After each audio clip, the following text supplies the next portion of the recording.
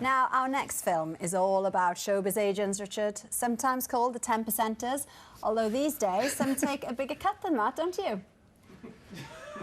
Definitely silence. Anyway, here's Anita Land, an agent from a real showbiz family with some trade secrets. Hello, Anita Land's office. Showbiz agents are the deal makers of the entertainment industry. Behind every star, there's someone navigating their career and pulling the strings. Like me, they operate out of the spotlight to find their clients' work, manage the highs and lows of their careers, and ideally make them millions before taking a cut. I've been in the entertainment industry for 25 years. I make my living negotiating deals for top performers and broadcasters. I'm what's known in the business as a 10%er.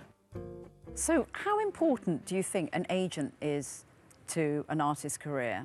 An agent is absolutely vital. It controls the blood flow of the art, because they're the ones that find the person to suggest to audition for a major role or even a minor role.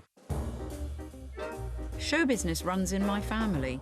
My dad, Leslie Grade, was an agent in the 40s and 50s, and my uncle, Lou Grade, launched Sunday Night at the London Palladium, one of the biggest shows on TV at the time. Everyone who was anyone was on their books. When you think of Lou and Leslie Grade, the Grade Agency, they were the pinnacle of everything that was basically show business in this country. They seemed to be the agents for everybody. One of the unsung legends of the agency business was Billy Marsh. He worked with my family and taught my brother, Michael Grade, the secrets of the trade.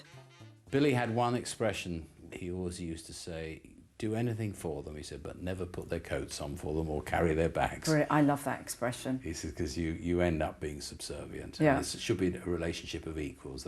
They need to respect you, otherwise they won't listen. It was Billy Marsh who got Bruce Forsyth his big break as the compere of Sunday Night at the London Palladium.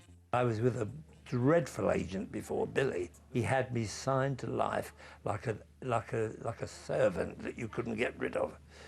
It was bad. What kind of qualities for you do you look for in an agent? Well, it was looking far ahead, always looking for what was the best for you. Is the money right? And talking about should they go a bit further to see if they could squeeze the people a bit more for a bit more money. You do work up a personal relationship with them, which is very, very important. So it's a bit like a double act in a way, isn't it? Yes, but I get all the laughs. Remember that. Bruce and Billy's professional relationship lasted until Billy's death in 1995, but such loyalty is rare in this often cutthroat business. There's always competition between agents. There's more competition to keep a client, because if you have a bad run with a client, all the others around, dispensing what in the dressing room, what we used to call the unhappy pill.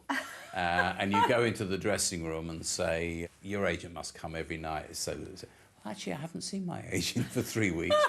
And you must be making a fortune here this week. Well, funny enough, no. You keep slipping them the unhappy pill. Eventually you get a phone call. Can I meet up with you? I'm really thinking of changing it. Would you be interested in handling? But of course that works in reverse, because you can lose clients that way as well. My father, Leslie, had no need of the unhappy pill when he signed Palladium regular Cliff Richard in the early 60s. Every time I ever come here, even to see a show, there's no time that I don't think of your dad. Well, all of you actually, but your dad obviously comes. Oh, this was the Holy of Holies, and the man who brought us here was Leslie, your dad. You know, sometimes you can make you feel like I'm just a widget in someone else's money machine. He never made us feel. I never felt like that with him at all. Today, Cliff mostly manages his own career and recognises that times have changed since my father's day. I sometimes feel sorry, for instance, for some of these fantastic singers that come out of X Factors. Even the losers are good. But are they getting supported the way your dad supported us? And so I just feel that we had actually the best of times, absolute, the most wonderful of times. I'm just hoping it's all cyclical. Show business has changed dramatically since my father's era, but one thing will always be the same. Behind every talent there will be an agent making the deals and taking their 10%. You say, what would we be without them, Al?